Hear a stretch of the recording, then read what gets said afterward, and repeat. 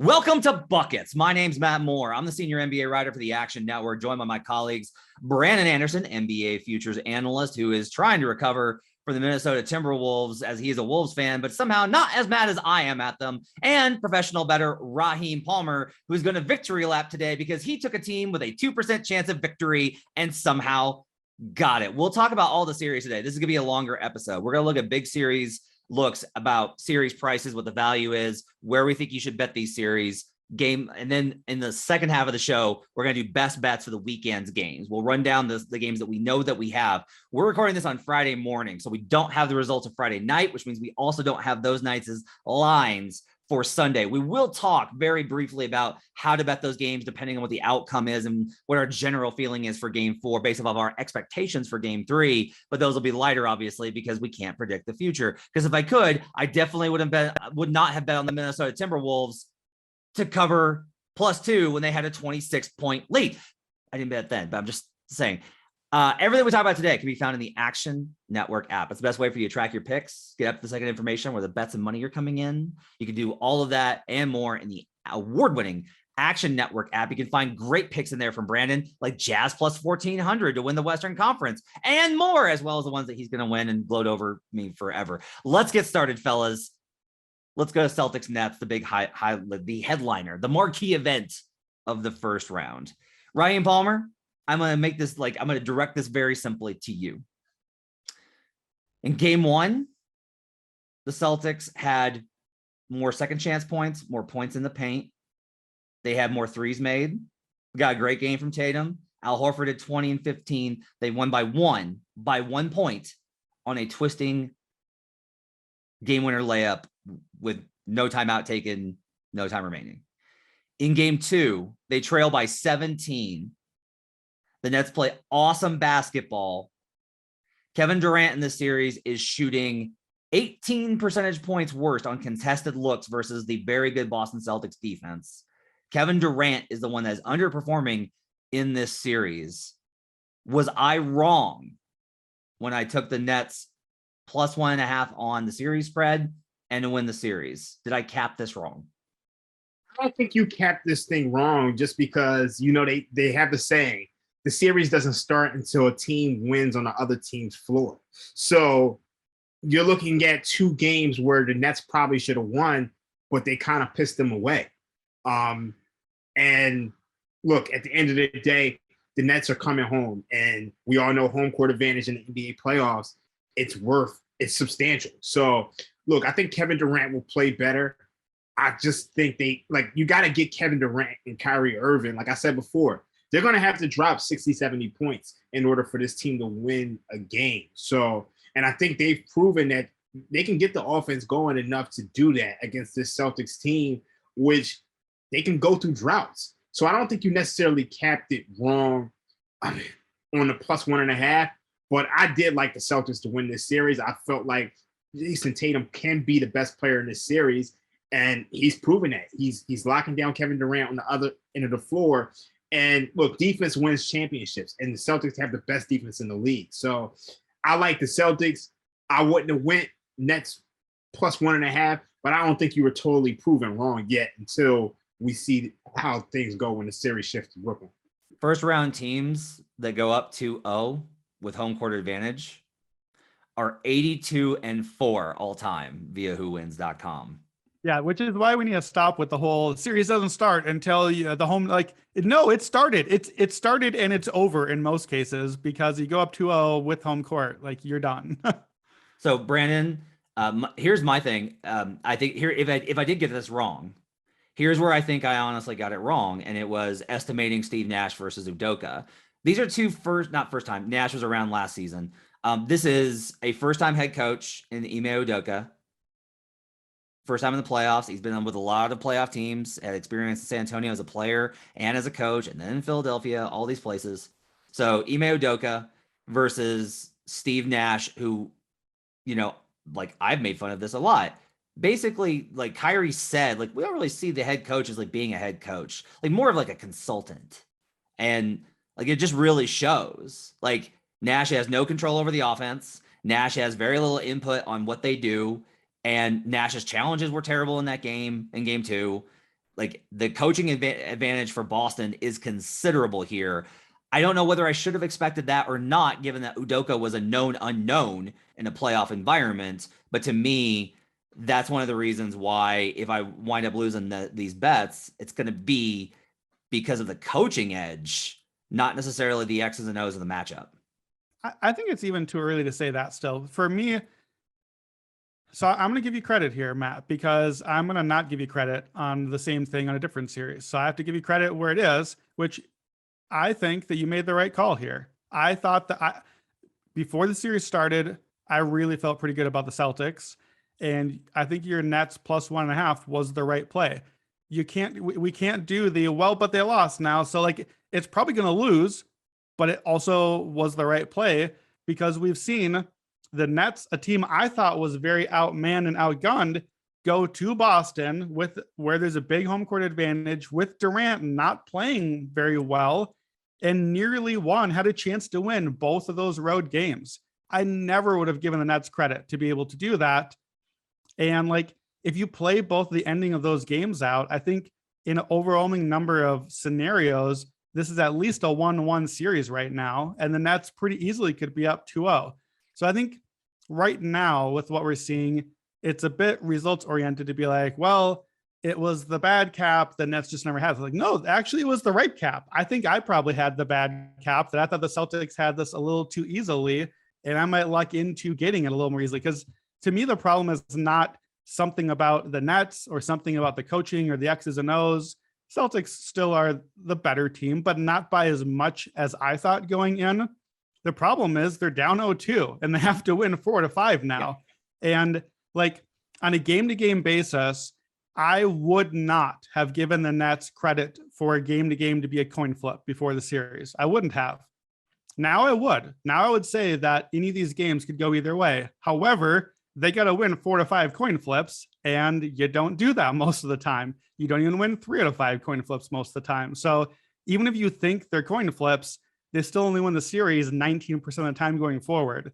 So the problem isn't something terrible about the Nets. I wonder if we need to lower a little bit what we thought about the Celtics based on like, is the takeaway Brooklyn is better than I thought, or Boston isn't quite as good as I thought? I don't know yet. I need to see a little bit more from the series. It's too early to tell, but I think we're going to see Celtics in 5 or 6. But this series could be a Celtics in 5, but have been a very tight contested series that could have easily been Nets in 5 the way it's headed so far. Here's what annoys me is like, I've railed on this Nets team all year and they're losing because of all the things I railed on them on.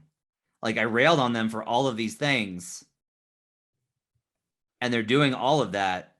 And I will say like, I will get myopic in terms of looking at the matchup, right? Trying to find value. Cause to me, that's like a known variable that I can understand because I can't predict things like composure, which we'll talk about in a second. I can't predict things like shot variance, but I can predict how teams perform over the long haul versus various schemes. And that was where I thought the edge was here. I will tell you, I very rarely do this. I typically just take my loss and go home. I double down. I took Nets plus 2.5 minus 143 at Bet Rivers this morning, Raheem. That was a bet I put in this morning. I was like, you know what?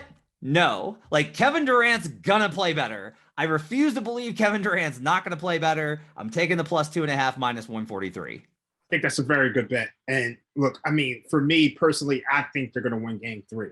Like, I can't see this team going down 3-0. I can't at all. I mean, with this offense, I just think they really got to just clean up little things. And I think they clean up the little things. I think they get it done. Well, at least they've got good coaching in order to take care of that. All right, let's go to the other thing that's pissed me off. Wait. We got to talk Nets bigger picture than just this series, though. Like, are we doing like title futures? You know, like the Boston, Brooklyn. These are two of the teams that are up for the title. Especially, we'll get to Milwaukee, but especially now that Chris Middleton is hurt, and that whoever wins this series ostensibly is the favorite now next series, and maybe the favorite after that. So where are we on Boston or Brooklyn futures? I tweeted out after the Middleton injury, is the Nets were at 19-1 to win the title. We waited. We kept saying, don't bet on Brooklyn. Don't bet on Brooklyn. There's going to be a better futures price. Is this the spot to bet on Brooklyn? I did the math on it. I have a take, but what do you guys think? Is there an angle here, or is it too big of a hole? I think the math's probably going to say that there's value on it. I don't. My whole thing is I don't want to bet it.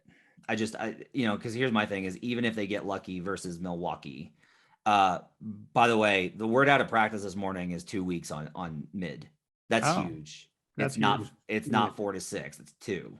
If he's back in 2 weeks, honestly, if they can get let's assume they get past the Bulls, which is a question mark at this point. But if they get past the Bulls, that series is going to go long. It's 1-1. Like, that's not the worst thing. That gives mid more time to get back for a second round series. They have to play more games, which sucks, but it increases the risk of them being eliminated outright. But I'm feeling better about Bucks futures than I was yesterday. I don't like Brooklyn. I think the only play is Boston. I think the question is, if you're not sold that the Heat or Sixers can beat Boston, which you can make those arguments, but if you don't think Heat or Sixers can beat Boston, I think you have to bet Boston, even though they're the favorite. I'm not taking any Nets futures at all. And I think the reason why is, look, we saw Steve Nash has pretty much had to play Kevin Durant and Kyrie Irving 40 plus minutes just to make the 7th seed down the stretch. And now they're in a grueling series against the Boston Celtics, where Kevin Durant is getting beat up, he's getting bombed out, he's getting depleted. And look, at minimum, you're looking at a 6-game series, a tough 6-game series, which probably could go 7 if the Nets are going to win this series. Then you got to go through the Bucks and Giannis. I don't think they're going to get through this series, but asking them to go through the Bucks or even the Bulls at this point, and then the Sixers and the Heat, I just don't see it. Like, I just don't. On top of that, I'll say this. Ben Simmons is coming back. As a Nets bettor, I hate this. I hate this as a Nets bettor. It's not that I think Ben Simmons sucks. It's not that I understand who Ben Simmons is. I understand how good Ben Simmons is defensively. I know what Ben Simmons can do in transition. I know what Ben Simmons brings on the rebound edge. I know all these good things about Ben Simmons. I don't boil him down to the one play that he messed up on and his inability to shoot. My problem is, if they play him, they're playing Bruce Brown less. They need Bruce Brown. They need the short roll option. I have no confidence he's going to play center. That would be great. Play switch all. That's fine. And there's news this morning. Robert Williams might be back for game 3 or game 4.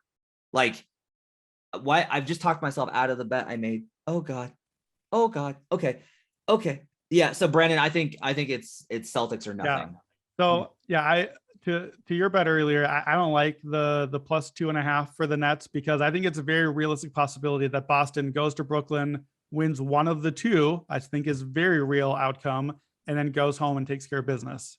So I wouldn't have made that bet, certainly at the minus 140. Here's where I'm at on the futures. I thought there was value on Brooklyn because the number got so long now. There's still not value. The number was just so bad before that it's no longer horrendously bad. It's still bad though. And here's the problem. Like we said, I think the Nets are only like 15 or 20% to win the series right now because the hole is so big. So no matter how much, I like them much better now going forward. Even, we'll see with the Middleton news. Maybe that changes my math some a little bit for sure. But you got to multiply all these percentages together. And if you're starting with a 15 or 20%, it just kills everything else. So I don't think there's value in Brooklyn, but I'm going to wait and watch. We're not going to record before we get to this again. If Brooklyn wins game 3, that literally nearly doubles the odds that they would have to win the East or to win the title, because being down 2-1, like, we can't think of they won game 3. Oh, they still had to come back from down 0-2. No, they don't. That's over. They just have to come back from down 2-1 now. And it's a much more even series. Like, it's more like a 2-1 sort of advantage then. So if Brooklyn wins game 3, I don't think the odds will shift enough. And then I think there maybe would be value on the Nets, but there still isn't right now. Yeah. I think they're going to shift. Like, but they're not going to shift. They're not going to cut in half though, which is what I'm saying is I think if they win game 3, it literally doubles their odds because of the hole that they're in right now. They will shift, but they're not going to shift half. So where do you see it going? Because I'm like, right now we have them at plus 1,800 at FanDuel to win the title, and we have them at, what do we have them for the Eastern Conference? We have them at plus 1,000. Yeah. Plus one. plus 1,000. So it's like, I mean, this could go down to plus 500 to win the East.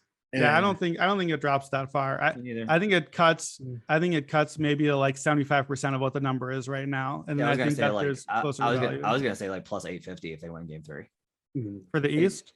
Yeah, I think they gotta win 2. If they win 2, it goes to plus 500. Yeah, I bet future is different than you, which I know. Like I'm trying to get the big payout, but I want to wait till the game right before the game. You like to wait till you see the thing and then act. This is not it. This is the game before the game before the game.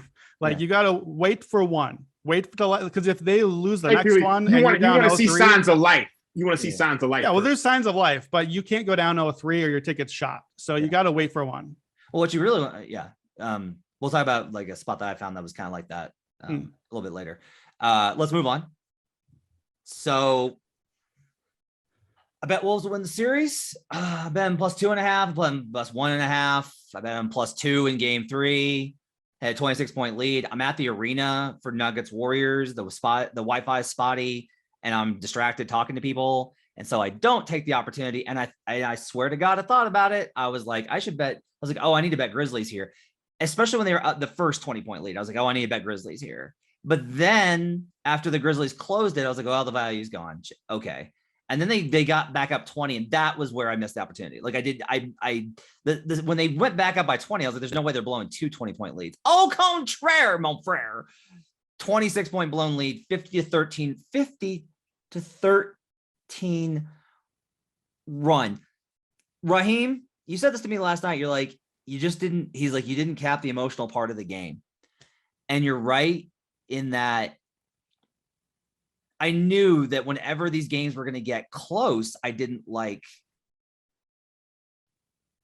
the Wolves. I knew that. I didn't expect it to be like this, though. Like, I didn't expect the 26-point collapse. 2 20-point collapses in the same game at home in game 3. They've done so much of what I wanted them to do, Ra.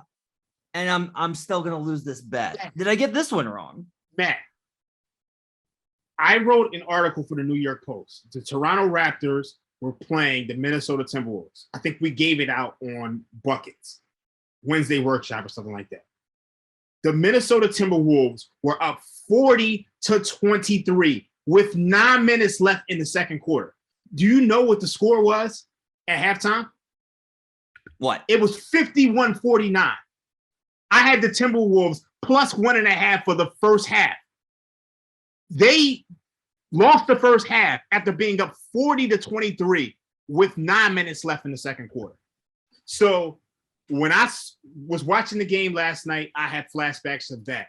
And I knew that this is a team that can melt down at any time. And really, they shouldn't have beaten the Clippers. The Clippers melted down. So this is a young team. Look, they're running with kids like Mike Bivens. Another bad creation. I don't know if you guys know. They're who not, though. Realize that's the thing. They're not that young. This is a narrative I want to fight back on. Towns has been in the league now 5-6 years. He's been in one playoff series. Yeah, I get that. And still he's undisciplined because he can't stay out of foul trouble. Yeah, we saw the whole foul montage. You're right. So to me, it's like this is a team that was capable of melting down. And the thing about Memphis is they struggle to score in the half court, but when the other team isn't scoring, it's just free. It's just they roll downhill. I said this last night. They capitalize on momentum better than any team I've honestly ever seen, including the Warriors. I have never seen a team pounce on you once momentum turns. Brandon, is this the one that you think I got the cap wrong on? It is, because hit me. So let's just say this up front. This is not a victory lap. I'm a Timberwolves fan. I promise you, last night was not a victory lap for me. Yeah, but you love hating your team more than anybody else I know. No, look, I am on a lot of text threads with a lot of Minnesota fans. This is just a day for Minnesota sports fans. Like Vikings, Twins, Timberwolves. This is just how Minnesota sports goes. Like literally nobody I know who's a Minnesota fan was even remotely surprised what we saw last night for 2 reasons. Number one, because all Minnesota sports fans hate ourselves and this is what happens and we talk ourselves into it. But number 2, that's this team. This is the cap that I had before the series. I said Grizzlies would win in like 6 because the depth was a big advantage. And I liked second quarter especially. And more than anything, discipline. I said that the Grizzlies were going to win a game or two specifically because of the discipline that Minnesota lacked. And what Raheem saw from that one game and what we saw last night, that is what we've seen from this team all season long. It's what we've seen from this team and the same iteration of it last year and the year before and all the Towns teams and all the D'Lo teams. Like, this is who they are. They don't have composure. It's not about being young. These teams are both young. The Grizzlies probably are younger on average. This is just their identity. Towns can't not foul. He doesn't know how to change his game. He can't do it. It can't get coached out of him. This is who Patrick Beverley is. I love Patrick Beverley, but he only can play that way. It's the same as Draymond Green. It's just that Draymond Green is better at the stuff that he does, but he only can do the thing he does. This game was an absolute failure at the highest level for Karl Anthony Towns. An absolute failure. They benched Steven Adams. They knew coming into the game, this is the size advantage. This is the series. We have a shot now. We're at home, 1-1. We got the game in Memphis. What does Karl Anthony Towns do? 8 points, 5 rebounds. He takes 4 shots the entire game. He has as many turnovers as shots. He has more fouls than shots. That is an absolute fail by the guy that is supposed to be the franchise leader and the team. He's not the franchise leader anymore. This has to be, when you have a team like this that has such a taste for losing, the franchise that has a taste for losing, you need somebody to take that away. And that's not Towns. It might be Ant. I think it can be Ant. It has to be Ant now. This to me last night and this series, this is it for this being Towns' team. This is Ant's team now, and Ant can pull them out of this. But look, Ja was 5 of 18. Jaren Jackson was in foul trouble, scored 6 points. Adams, a starter, is out of the rotation. They're down 20 twice, and they won anyway. Like, this is it for the Wolves. You can't lose that game. You just can't. Yeah, I agree. My only thing here is I don't necessarily disagree with you on the composure front. And I would have been fine losing the series bet to win outright. Fair. Yeah, that you got screwed on the game. It's that they lost this game in particular with the 20s. Like, it's like how bad this percentage was. It's with this one in game 1 of the Nets series, I've lost 2 games where it's like, look, if I lose another one where it's like their win probability was like 55%, 60%, fine. Sure. I've got like 90% win probability and they're losing. That to me, no. You had 99.6% win probability at one point, which by the way, I would not really give much victory lapping to someone who put the equivalent of like a $10 bet on a 9-1, like, oh, well, the Grizzlies are trailing, but maybe they'll come around 99%. Like, oh yeah, I got the right cap. I wouldn't really give someone credit for that sort of bet. Rod loves taking victory laps when he takes dogs that shouldn't win. He loves that. The thing is, I rarely do it. You can count the amount of times I've done it this year. The one time I did it this year was with your Kansas City Chiefs, who scored in 13 seconds. So it's just like, hey, hit me on the Chris Finch thing that you want to hit before we move on.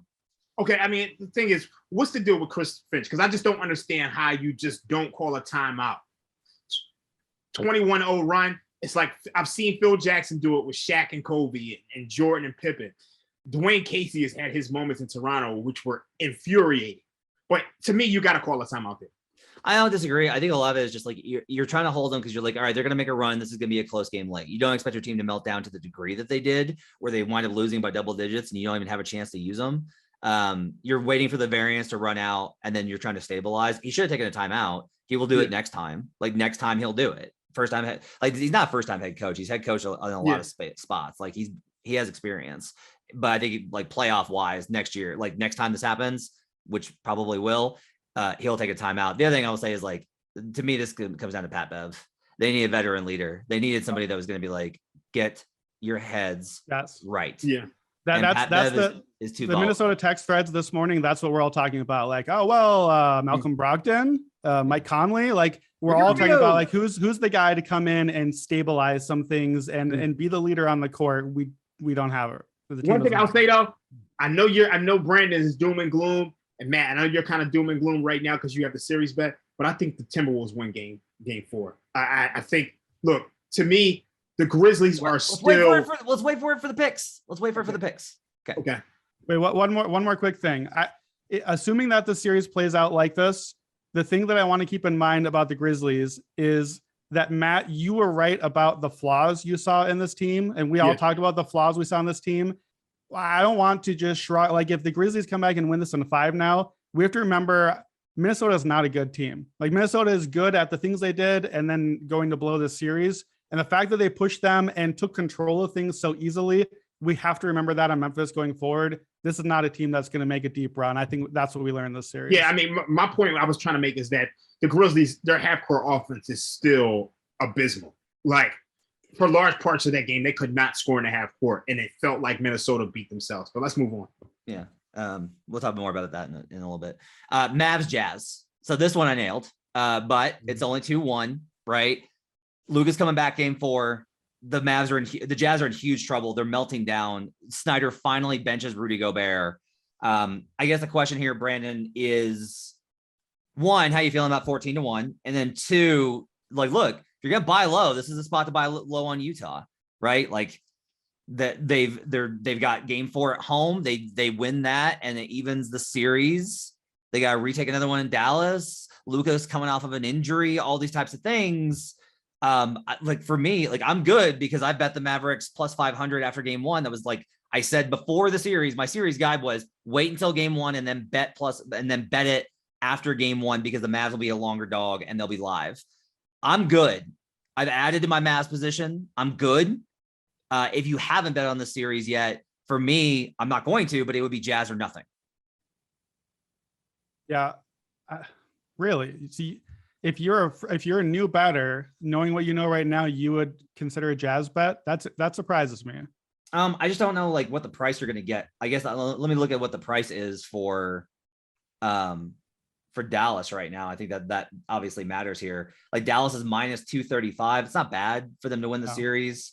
You can go in on Dallas minus 1.5 at plus 115, right? So that's 4-2. That's pretty good value if you want to get in on the problem is that the home away thing is backwards than what it feels like. So now you're betting on them winning in Utah in game 6, which they can, but it's not a great spot. You can go the full way and go Dallas minus 2.5 to win in 5 to win the next, like, to basically do what Utah has done every year, which is they lose consecutive games to lose out at plus 290. What do you think, Rob? I don't think you bet the series at all. I think you take the Mavericks futures. I think, look, if the Mavericks lose game 4, which is, I mean, very likely, they are 5-point underdogs. The price, it goes down. And why would you want to take the Jazz at this point? I just, to me, backing this team, even at plus 194, I think you just put yourself in a bad position. So I think at this point, you're late to the party. Play some Mavericks futures. So, Rob, one thing that was interesting. Well, we'll save this for when we do best bets at the end. Let's go Sixers Raptors. Okay. So does this series, Raheem, the way I feel about Sixers futures right now is I feel like this is the apple in the garden. I feel like this is like, look how awesome they were. Embiid hits the shot. They were supposed to, like, everyone thought the Raptors were the trendy upset pick. They're dominating. They're going to sweep them. Sixers to the championship, baby. And I'm kind of like, when things look best, that's when I trust Philly sports to fail. When things look best, that's when I trust Doc Rivers, Joel Embiid, and James Harden to fail. So I've made this very clear about how I feel about the second round series, but I don't like Sixers futures here. What do you think about the series and futures? I mean, this is going to be a sweep, so I expect the Sixers to kind of just end this. Look, the Raptors can't score in the half court. Basically, they have to capitalize on the Sixers not being able to score, which I don't see happening. So I think they're going to wrap this thing up. As far as Sixers futures, I'm not really too excited about it. But one thing I will continue to say is that their starting lineup has been the second best starting lineup in terms of net rating since the All-Star break, since they traded for Harden. So even though this team doesn't have a bench, that starting lineup's going to be tough to stop. And you still got to deal with Embiid and Harden going to the free throw line in their home games at will. So I'm not going to be playing any futures on them, but I do think their series against Miami is a pick 'em that anyone can win. Obviously, Glenn has his struggles with coaching and so it's like I think Spo has the edge there, but in terms of top-notch talent, it's hard. It's hard to totally pick against him. And right, Raptors fans who were calling him Glenn did say that he's been upgraded to Doc in their minds. He has earned back his nickname there. Brandon, can I interest you at Raptors plus 2.5 at 6-1? No, I thought about. I do think honestly that it's in play. I don't know that I believe that this is just a sweep, because I think the Sixers believe it's a sweep, but I'm going to show up and play accordingly, and that the Raptors will try hard. And I also could see the Sixers lose that game and then be like, oh, well, it's fine. We'll just go home and get that one. And then still not really entirely show up. Like that's what I think about Joel Embiid and James Harden's mentality. However, you can bet Sixers and 6 at plus 1,400 or Sixers and 7 at plus 2,000. So I really don't like that. Really, that's the angle to do, is just cover a little bit of that. I'm done with the series. Like the Raptors just didn't match up right. I might just nibble, just tiny nibble on one of those things, just because I'm happy to bet against the Sixers team. And I agree with you, Matt, on the futures thing. This is just the shiny apple. And I am not, you can't take away from what we've seen in these 3 games. Holy crap, the Sixers are going to win the title. No, this is the most matchup dependent team out of any of these NBA contenders. And this was the right matchup. You guys nailed that. The Raptors had the injuries. Good on Philly. Not taking anything away from them. They won the series. They're going to win the series, but this doesn't really tell me much about their future. Warriors Nuggets. I think we all agree this is going to be a sweep. Nuggets played much better in game 3. Their best effort wasn't good enough. It's going to be a sweep. The Warriors might completely screw around in game 4 just so they can get the game 5 back in the Bay, but I don't expect it. I'm going to be on Warriors again. I will say, look, comparison here, 3-6. Right, 3-6 Philly, where I'm like, hey, you're looking really good versus an outmatched team. The Warriors are looking very good versus an outmatched team. I will tell you, when we get to the second round, I'm gonna disagree with you guys in terms of, like Brandon saying the Wolves are not a good team. I don't necessarily agree with that. I think that they're a very flawed team in contextual situations. Sure. I think their overall basketball possession to possession is good, and I think that there's that Memphis's ability to beat them is actually impressive to me. And I'm going to be very interested to see a Memphis Golden State series and a cap that. I'm going to start working on that this week, since I'm expecting both these series to be wrapped. Do either of you have anything to say on Warriors Nuggets? Can we just move on? I mean, Steph Curry's got to be the 6th man of the year at this point. Nice. I might have to bet the Nuggets money line somehow in game 4, only because I had Warriors to sweep before the series plus 750, and then I had them plus 475 after game 1. Plus 225 before last night. So yeah, we're just cruising through this one, and I might have to take a little nibble on a hedge at this point, but feeling good. As Captain Hedge, I approve of this. Heat Hawks, I don't honestly have a good feel for the series. This is Friday morning. I want to see game 3. I'm on Atlanta tonight. I'm expecting them actually to make this a series. I like a lot of this. We'll talk about a prop that I like in that game a little bit later on, or for game 4 rather. But I do think there's actually a little bit like, I think there's a good chance the Hawks can get back in this series, but I want to see game 3 before I bet it. I need the assurance. The price is going to drop, but I don't feel confident enough to get in on it now before game 3, Brandon. So this is another one of those spots. I'm totally with you on the read. I also don't feel confident. I like to see game 3, but I want the price. I want the payout I'm getting before I get to see game 3. Hawks in 6 is plus 2,500 right now. I'm a nibble because I think that Atlanta can win game 3. I think Atlanta can win game 4. Suddenly it's 2-2. I know we said about the thing where you go down 0-2 and the record is pretty infallible, but I love the spot where if you like a team and they're down 0-2, and the way that the series is set up now, 2-2, 1-1-1, if the Hawks can win these 2 games at home, basically, like they only have to win 1 road game to take the series still. They can go win at home, go to Miami, and obviously they're an underdog there, but we know the Hawks can win on the road. We've seen Trey relish in that environment and then come back. Like it's a long shot. That's why it's 25-1. But I think the Hawks are alive here. I think they can still make it a series. And if they can make it a series, I think they could still steal the series. The Heat are the better team, but the Hawks can't have one of those 8-minute meltdown stretches like they've had in both games, or it's just a wrap. But if they can get there.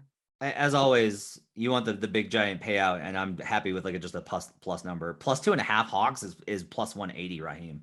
Yeah, I was totally about to say that. I think that's the way to go if you're going to bet the series. Look, when you look at Trae Young throughout the series, he's 2 for 17 from 3-point range. Nobody is shooting the three well except for Bogey. And I expect it to change when they go home. So to me, I do think the Hawks can actually win Game 3 and Game 4.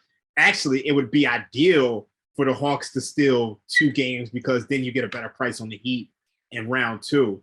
But yeah, I'm going to approach this game by game. I'm taking the Hawks first quarter and first half in Game 3, and then I think I'll move on from there. So I want to push back on the plus 2.5 series because here's the reason. Let's logic this through. If the Hawks lose Game 3, that ticket's dead, right? No, yeah, you're right. But here's my thought process, Brandon, is they win Game 3, they lose Game 4. I could see them winning Game 5 in Miami, even though they're a bad road team, and then pushing it to 6. That's what I was going to say. I guess if you can see that, then maybe you play it. That's the scenario that I don't think is super plausible. So basically, this is the reason why I'd rather play the longer shot 2,500, because I think to win the plus 2.5 series, I think they have to win Game 3 and 4. Because if you lose Game 3, you're done. And if you win Game 3 but lose Game 4, I honestly think Miami closes them out at home because of the home road splits and all that we've seen. So I think plus 2.5, you got to win 2 games. And I think the games they'd have to win are these next 2. And if they win the next 2 games, then I got a really good spot on my Hawks in 6 and a chance to hedge and a lot of opportunities at that point. So given the options, if I like the Hawks, I would rather play the bigger payout because you get a lot more options with it. Surprising from you. Bucks, Bulls, and Suns, Pelicans. We're going to do these together. The Middleton news, I think, matters. I'm no longer frantically trying to find cash out options for all my Bucks futures. I'm like, okay, maybe this is going to be okay. Would really like to see the Bucks just come in and just demolish the Bulls. I would like to see them go to small ball. Actually, that's going to be tough because the idea is going to be well, they're already down mid. They can't go.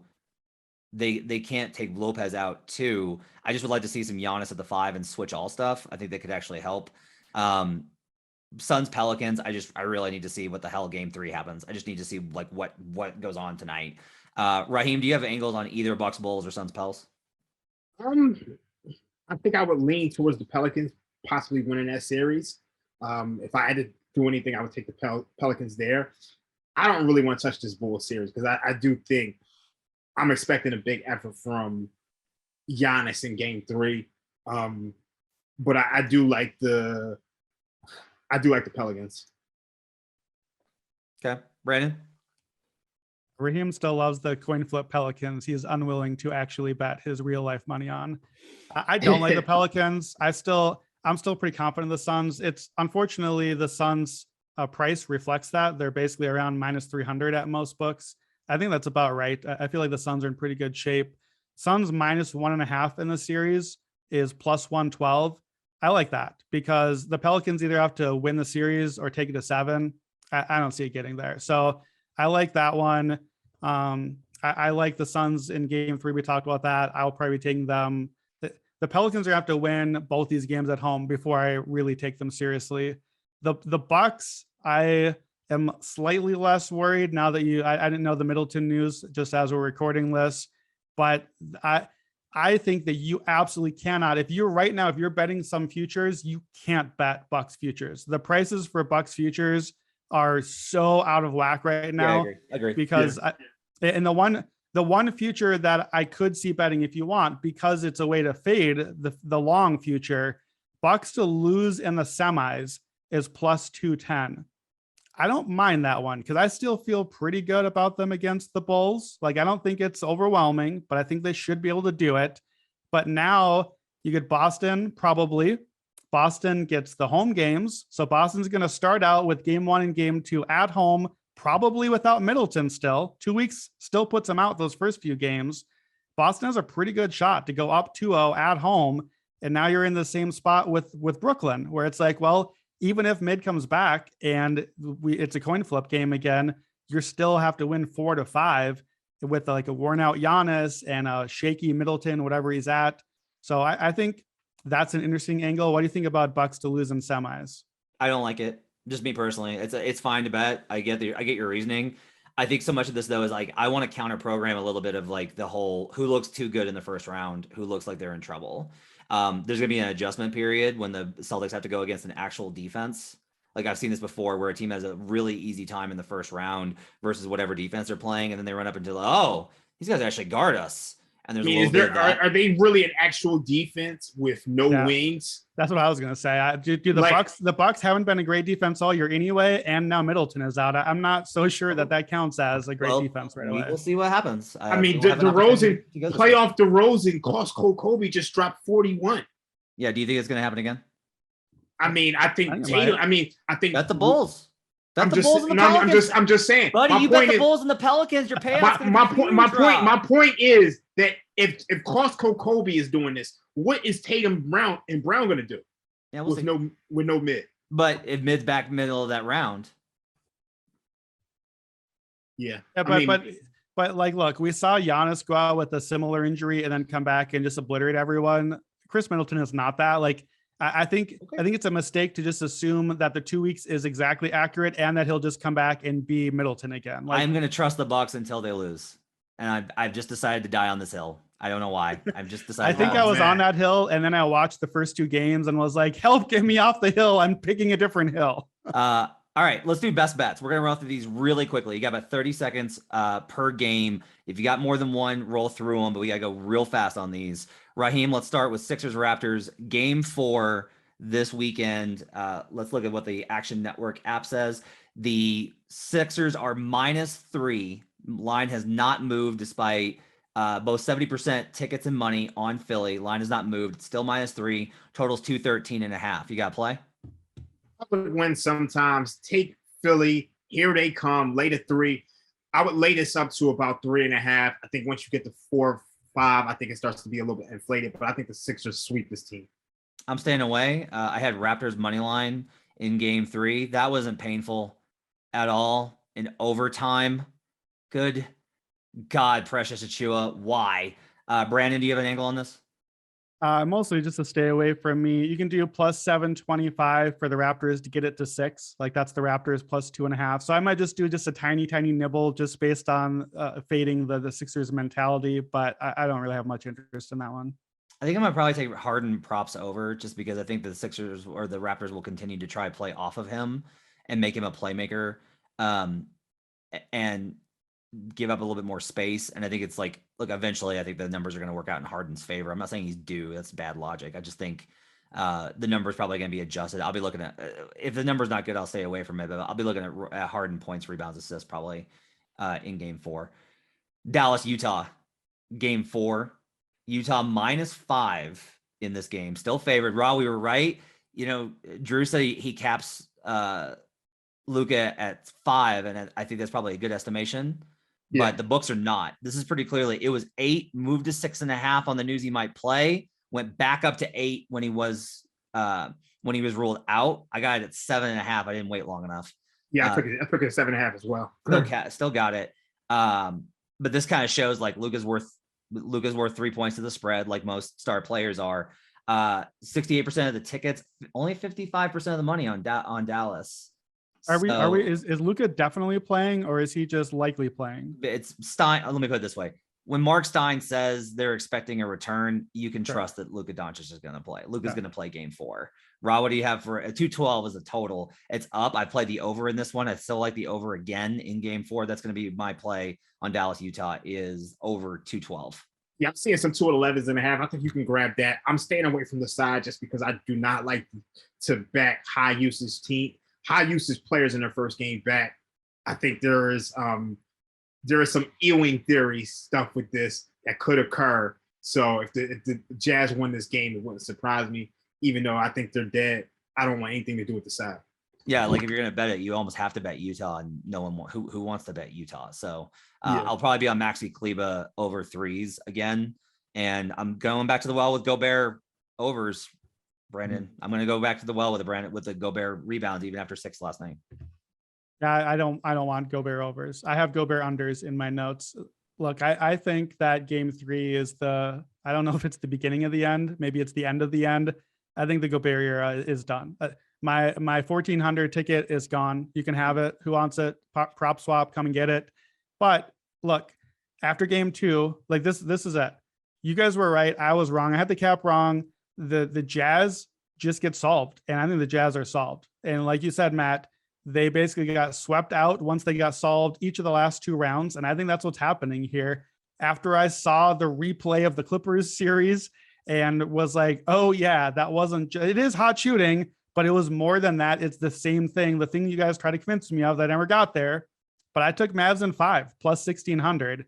And so I can't really play much on this game because I would absolutely play Mavs money line. If you don't have that ticket, I would play the Mavs. I think the series is done. I think Utah's been solved. The one way Utah actually got into the game in game 3 was benching Rudy Gobert and being like, wait a minute. You're allowed to do the thing where you take off the guy that doesn't do the thing and then spread it out and we can score. And suddenly they scored points again. And they're like, oh, well, that seems like cheating. Put Gobert back in. Oh, shoot, we lost now. Like, yep. I think it's done. I think Gobert is done. I think the era is done. Here's the spot we're at.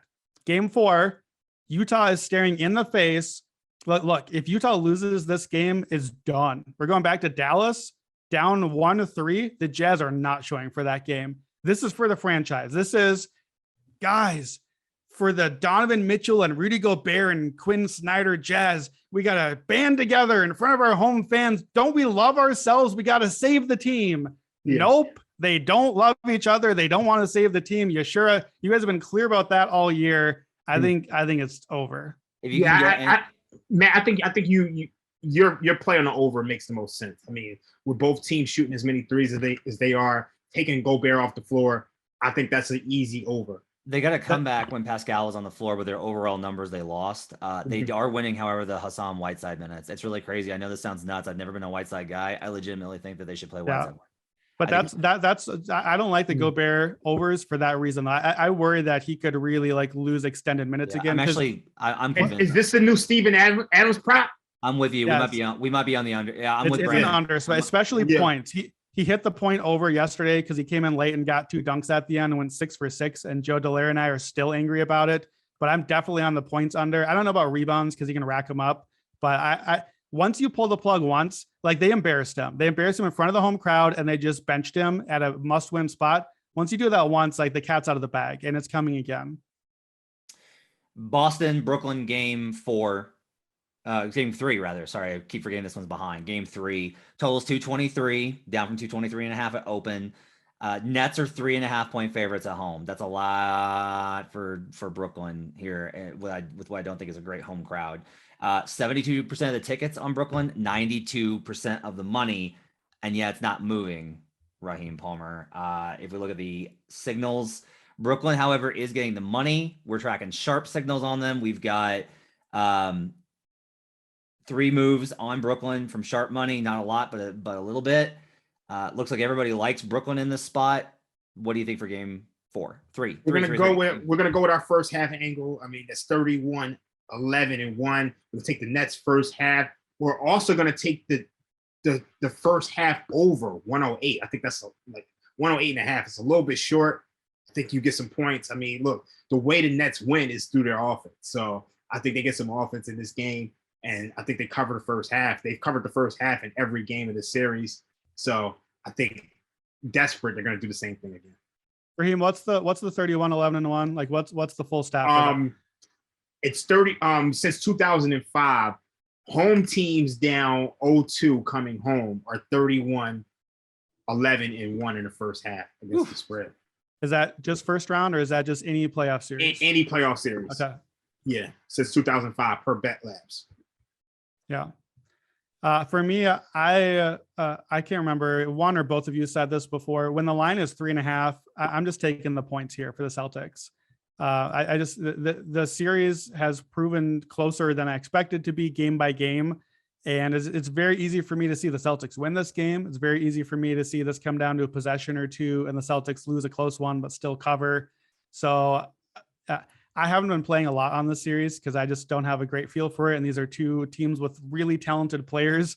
And you just never know like who's going to show up and just be like, yeah, actually Kevin Durant just put up 47 points and won the game, because that can happen any night that Kevin Durant feels like it. So I probably will be on Durant overs here.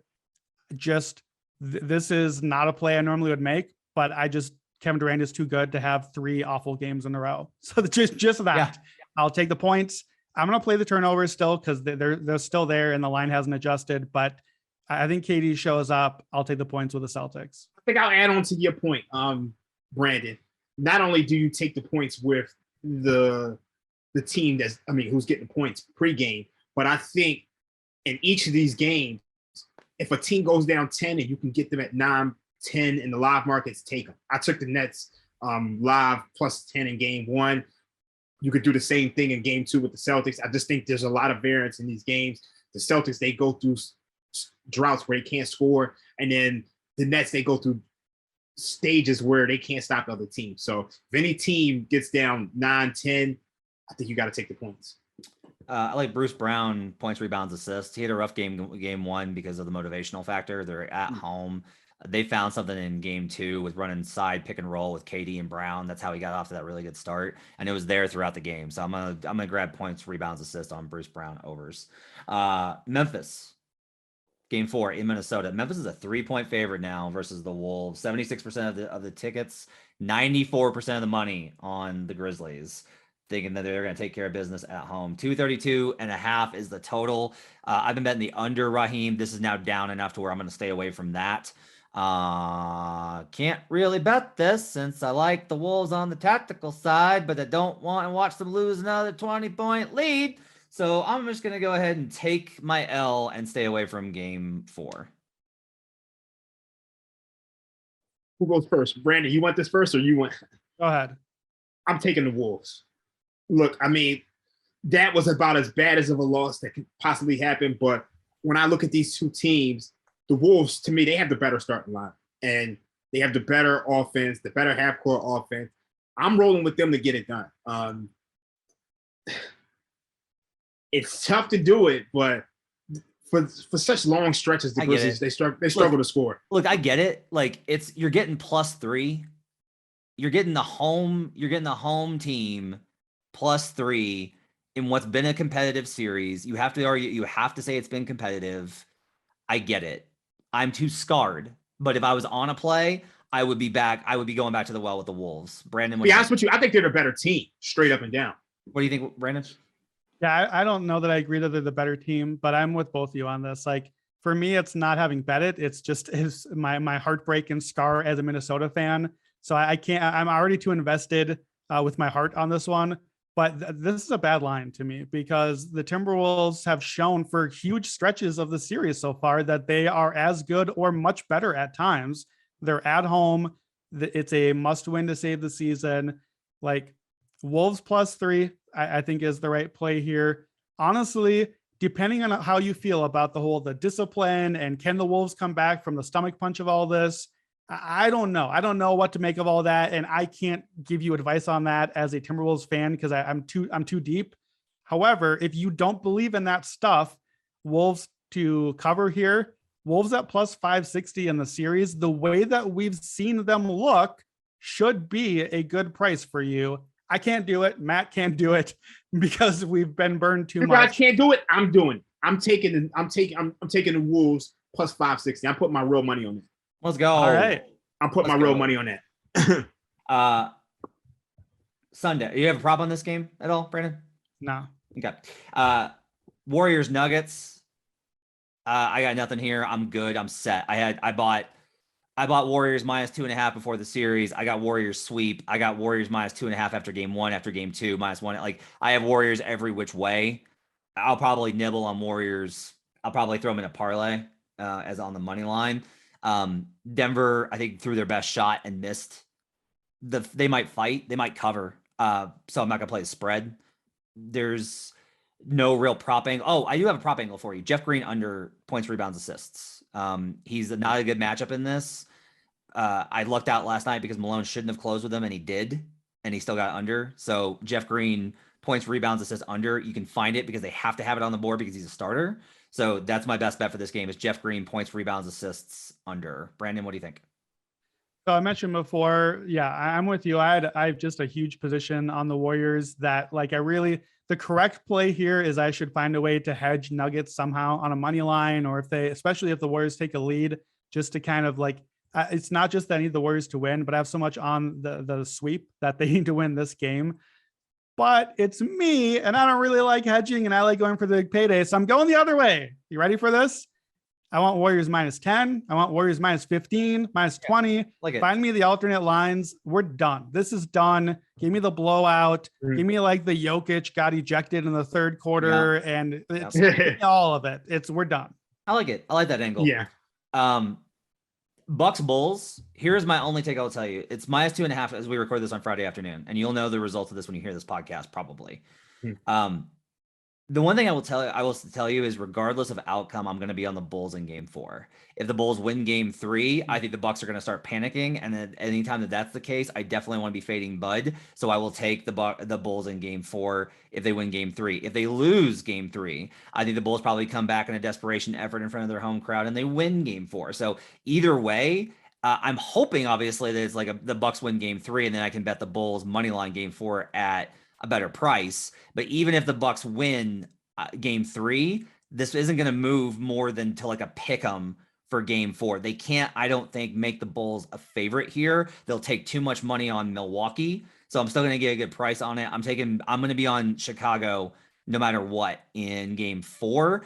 Depending on how Game 3 goes, I'm going to be looking at Zach LaVine, points, rebounds, assists, because I think there's going to be opportunities with what the Bucks are going to do defensively that I think is going to open up opportunities for Zach LaVine to have a stronger performance. I think mid going out helps Zach LaVine more than any other Bull. Those are my two plays for Game 4, which we don't know the line for. Brandon, do you have any sort of thoughts on this?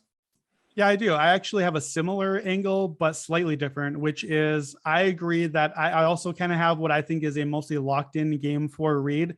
For you, you're on Bulls either way. For me, I'm either way on the team that goes down 2-1.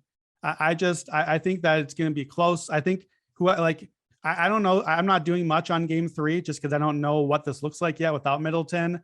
But I feel like I'm going to take the points on the team that needs to tie this back up. And it feels now without Middleton like this is going to stay tight and longer on the series. So I just want to take the team that's down in the series for now.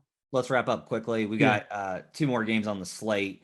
Heat, Hawks, Pels, Suns, Game 4. Raheem, do you have any contingent plays? I think that's probably for you. It's going to be no. Like you're like, I got to see Game 3 on both of these, right? Look, if the Hawks win Game 3, I think I may come back on them in Game 4. But I mean, obviously they lose Game 3, it's a wrap. As far as the Pelicans, Suns, I'm looking at the Pelicans for probably both of these games. I think the way Brandon is approaching the Bulls Bucks series, I think that's the way to approach Pelicans Suns. I think this goes back to Phoenix too. Brandon, any angles on those games? I don't have anything on those. Yeah, I am the same and the opposite. I don't have much on Heat Hawks. I kind of need to see how Game 3 goes. I'm on the Suns for Game 4.